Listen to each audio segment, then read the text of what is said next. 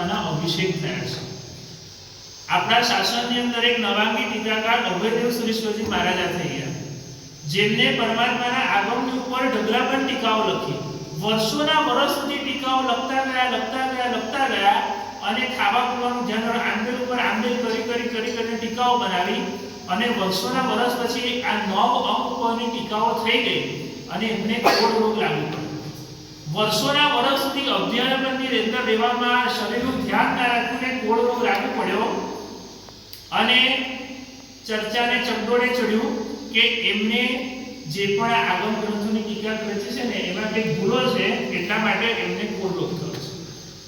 કોકે વાત ઉડાડીને આખું વખત દિવસે આખા નગરમાં વાત ફેલાઈ ગઈ કે એમના આગમની અંદર કંઈક ભૂલ છે, એટલા માટે એમને કોડ રોગ લાગુ પડ્યો છે.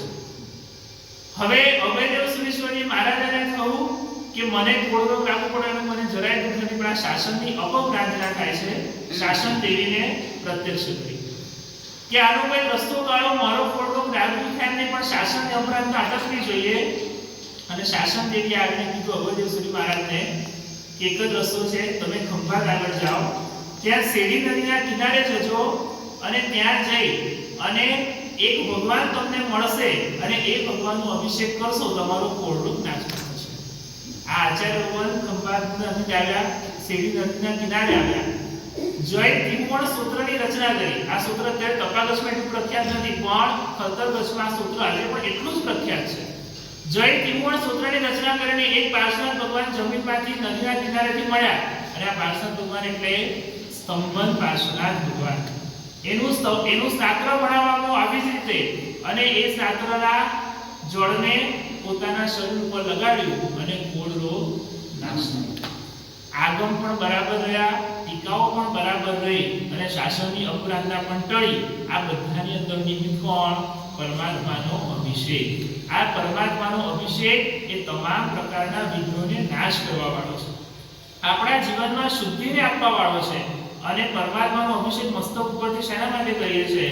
તો પરમાત્માનું બ્રહ્મરંધ્ર એટલે કે જ્યાં પરમાત્માની તમામ ઉર્જાઓ કેન્દ્રિત થયેલી છે, આવી જગ્યાએથી પરમાત્માનો અભિષેક કરીએ, પરમાત્માની તમામ ઉર્જાઓ આપણને મળે. અને પરમાત્માનો અભિષેક કરતા મસ્તક ઉપર આપણે પુષ્પ એટલા માટે રાખીએ છીએ, પુષ્પ એ એન્ટેનાનું કામ કરે, ઉપર રહેલી તમામ ઉર્જાઓને ખેંચીને આપે અને આપણી અંદર પણ પોઝિટિવ ઉર્જાનો સંચાર કરે.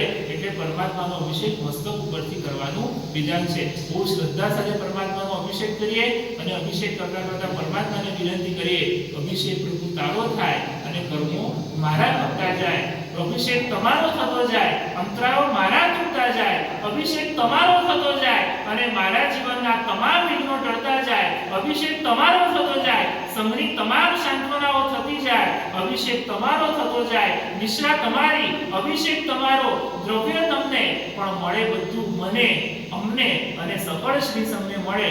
એ ભાવના સાથે 18મી ગાથાની અંદર પ્રવેશ કરીએ. નમો નરસિંહાચાર્યવાદાય સર્વસાધુભ્ય. ઓમ સનમો વિપોસની પત્તાણમ સંતિ સામિપાયાણમ જ્લોમ સ્વાહા મંત્રેણમ સવા શિવ હૃદય હરિણાણમ ह्रीं स्वाहा. હું બોલે પ્રમાણે બોલજો. ઓમ નમો જીનાણમ, ઓમ નમો જીનાણમ, શરણાણમ, શરણાણમ.